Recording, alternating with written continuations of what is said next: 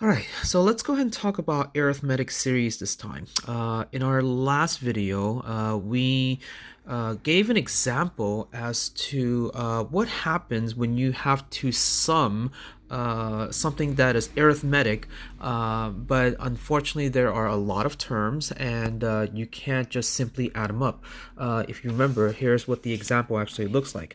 I want to find the summation of the first 30 terms of this arithmetic sequence.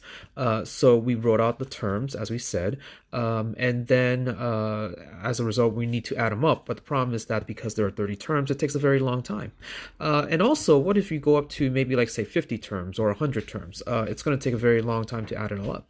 So we want to be able to find some sort of pattern to be able to solve for this without having to keep punching into the calculator.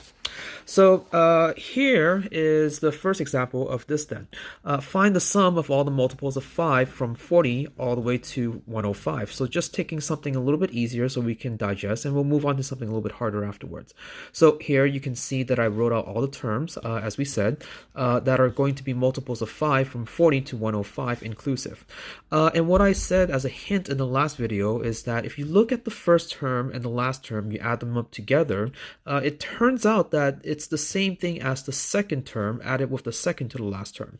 And then third term added with the third to the last term. They all consistently come out to be the same number, which in this case is 145. So there's a pattern that is being generated here. You have a whole bunch of these pairs of 145. Now the question is then, well, how many of these pairs are there actually going to be in this sequence, or in this series actually? So, well, one way we can find out is that, again, we can look at this as an arithmetic sequence, where the first term again is 40, and then the deed difference between one term to the next is 5. So this arithmetic sequence is 40 plus 5 times n minus 1. And if we plug the last term into t of n, we can figure out how many terms that's going to take. So that's exactly what I did here, and we find out that n is equal to 14. So what that means is there are a total of 14 terms over here. So then if we think of them in parities, then the answer is going to be 145, the sum of the two terms, multiplied by the number of pairs, which is going to be 7. So the total sum, as we said, is going to be the first term plus the last term, because that gives you the 145 that you want, and multiply them by 7. Now, when I set this up right here, yes, I could have technically just wrote the answer as 145 times 7, and then that gives you 1015. But as I said in the last video, what we would like to do is we would like to be able to write these numbers in a pattern, so that way we can generate some sort of equation out of it. So here what I did was I said, okay, instead of 145, I'm going to write it as 40 plus 105, because that's the first term, and then that's also the last term. And moreover, I wrote it as also 14 divided by 2, because 14 represents the total number of terms there are, and then divide by 2 because we're pairing them up in order to get those 145 then.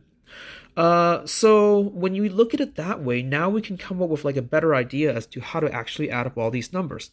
So if t of n is an arithmetic sequence, so there's your arithmetic sequence equation, then the geometric sequence is denoted as, and I actually made a mistake, this should say arithmetic series, okay, arithmetic series, so I'll change that in a little bit.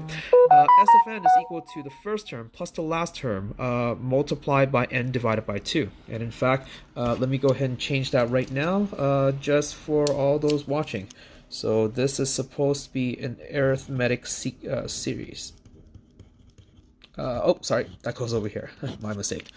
Anyhow, so there you go. That's how you're going to sum up all of the terms then. You figure out what's the first term, you figure out what is the last term, and then if you know how many terms there are, you can just go now throw it into this equation then. So I don't know if you're thinking about this, but something to kind of keep in mind is, well, this is great and all, but what happens if you have an odd number of terms? Because in this case, you'll notice that we have 14 terms total, so we can pair them up perfectly. But what happens if n is going to be some sort of odd number? So we'll keep that in mind for the time being, okay? So let's now go ahead and see if we can go ahead and use this equation to help us solve for the following problems. The first one right here is find the sum of the first 50 terms for the following. So you can see is 61 plus 67 plus 73 plus 79, and so on and so on and so on. So the pattern here is that you are consistently adding.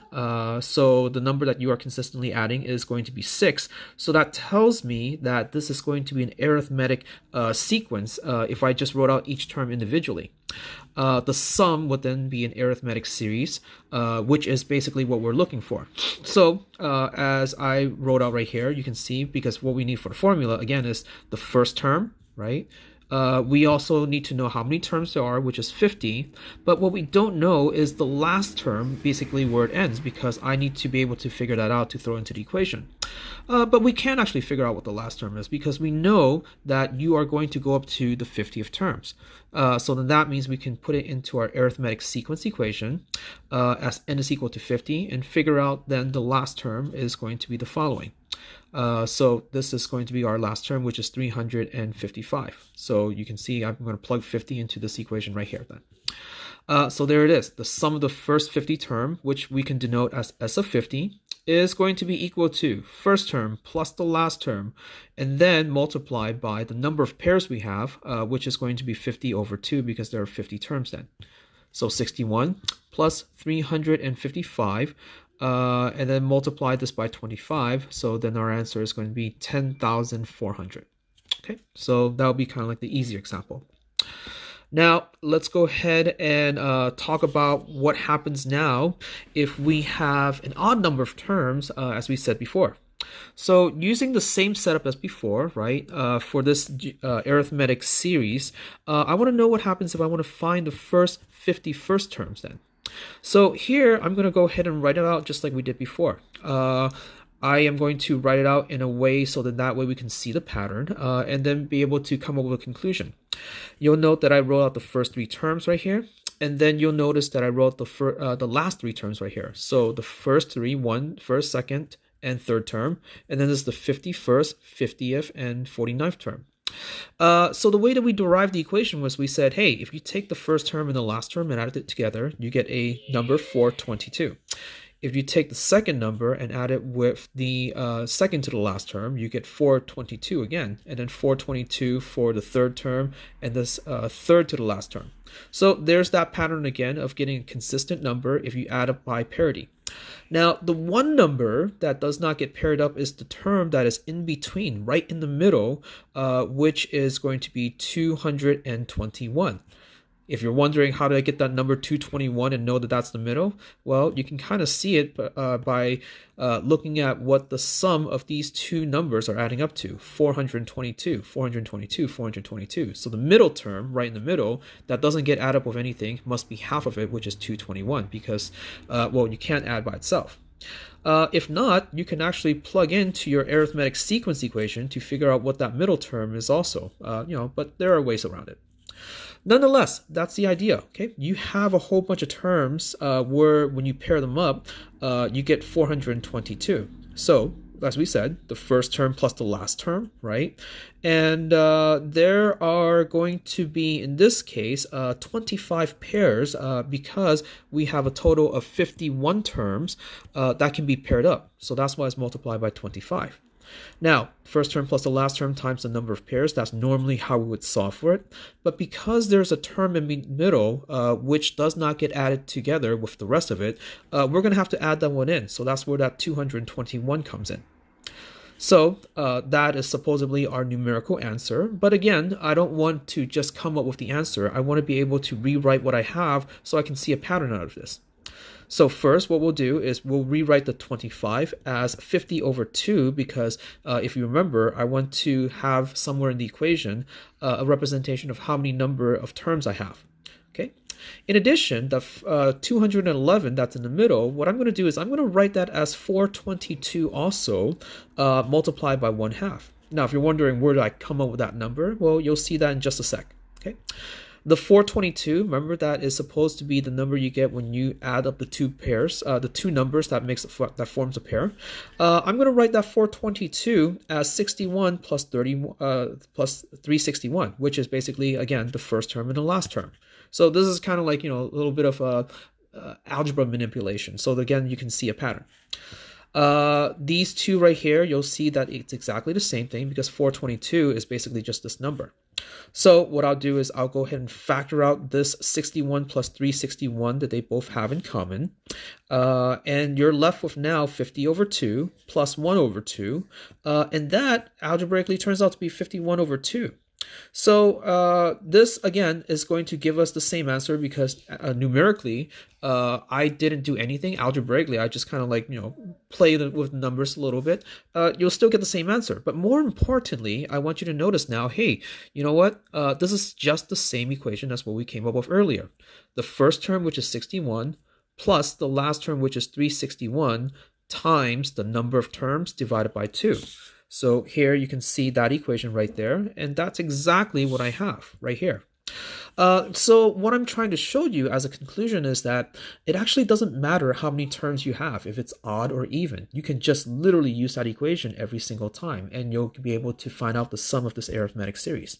So that's what's nice about it. Okay, so now let's go ahead and move on to something a little bit more difficult. Okay, so here in our second question, I want to, actually, I guess this is the third question. I want to find the sum of the arithmetic sequence where the first term is going to be 13 and your difference is going to be 4. And the sum of all of those terms will give you 3,640. So in a way, I guess you're kind of like working backwards. Find the number of terms that are required in order to do this. So here's basically what I'm saying. You start with the number 13, and then the next number is going to be 17 because it's going to be 4 more than that, and then 4 more than that is 21, and so on and so on and so on. Take all of these numbers, and then you add it together, and by some amount, the total is going to be 3,640. And I want to know basically where is that going to be? Like how many terms is it going to take me in order to add up all of them so then we get that as a total number. So that's basically our setup then. So the best way to attack a problem if you don't know how to start is to just literally write down all that you have. I mean, that's what we do back in geometry also if we were going to start a proof. So we know the first term is 13. We know also the equation for this arithmetic sequence is 13 plus 4 times n minus 1. And I want to know what n is equal to. Basically, what I'm trying to solve for right here is equivalent to what I need to solve for in our arithmetic series equation. Remember the first term, the last term, and also the number of terms. Now, the last term, I'm writing that as the arithmetic sequence because, well, we don't actually know what the last number is, but we can kind of work around it. So here we go. There is my arithmetic series equation. S of n is equal to the first term plus the last term times n divided by 2. I will plug in literally everything that I know. So we know the sum has to be 3,640. I know the first term has to be 13 because that was given to us. The last term we don't know, but again, we can rewrite that as the arithmetic sequence equation. And that's actually nice because look what happened. We're basically taking an equation with 4 different variables and we're trying to minimize it so that it's one single variable. I took the equation t of n and rewrote it in another form where the variable is then n. And then you also have an n outside because you're supposed to take n divided by 2. Essentially, what that means is now we have an equation where everything is in terms of n, where n represents how many terms does it take in order to get to the sum of that number. Now, the nasty thing about this problem is that after we plug everything in, we're supposed to clean it up, and we're supposed to clean it up, and we're supposed to clean it up. And you'll notice that from the algebra, we're going to end up with something that is quadratic. And hopefully at this point, you learn how to solve for the quadratic formula because that's what we're going to have to use in order to solve for this. And so that's why you see where it says use QF over here. So I'm going to save us the grief of using the quadratic formula for this one. Hopefully you can look that up or you've learned it and you remembered it. But the answer then is n is equal to 40 then. Okay. So unfortunately, this one is a little bit nastier, and I did skip a little bit of the algebra in between from the quadratic formula to the answer, but hopefully you get the idea of what's happening here. Again, just set up what we have, what we can, and then minimize the number of variables, so then that way, if we have one equation, you have one unknown, then we can solve for what that unknown is going to be. Okay.